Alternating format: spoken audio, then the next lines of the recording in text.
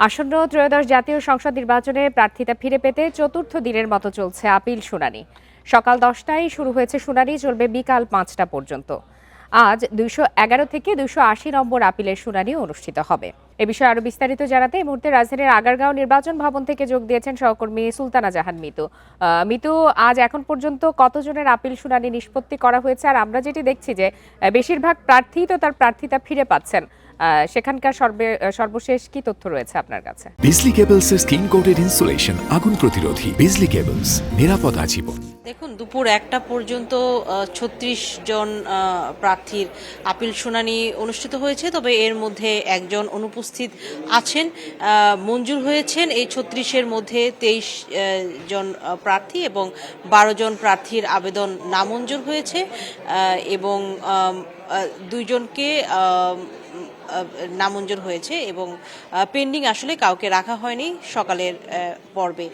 এখন বিরতি চলছে, আবার দুপুর 2টা থেকে বিকেলের পর্বটি শুরু হবে।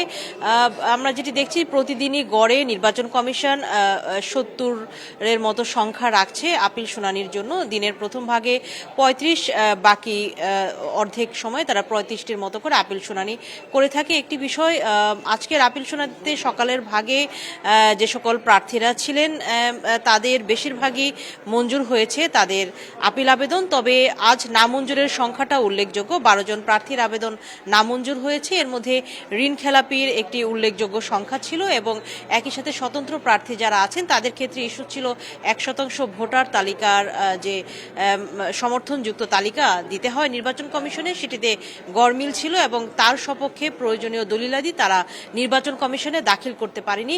একটি বিষয়, নোয়াখালী 5 আসনে জাতীয় সমাজতান্ত্রিক দল জেএসডির প্রার্থী কামাল উদ্দিন পাটোয়ারি, তার আবেদনটি নামঞ্জুর করেছে নির্বাচন কমিশন ঋণ খেলাপির অভিযোগে।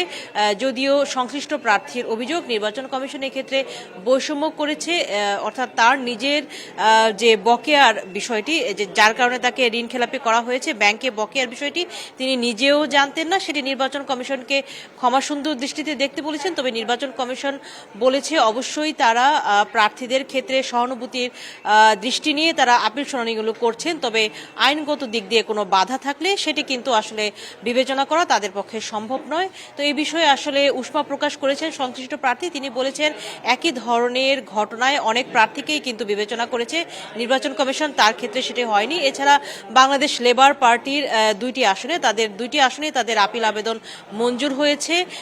জাতীয় পার্টির কিছু আপিল আবেদনের শুনানি আছে জামায়াত ইসলামীর কিছু আসনের শুনানি আছে। সব মিলিয়ে আপিল আবেদন চলছে। এখন বিরতি চলছে, দুপুর 2টার পর থেকে আবারও শুরু হতে যাচ্ছে আপিল শুনানি। জি, সুলতানা জাহান মিতু, আপনি তথ্য সংগ্রহ করতে থাকুন। ধন্যবাদ আপনাকে।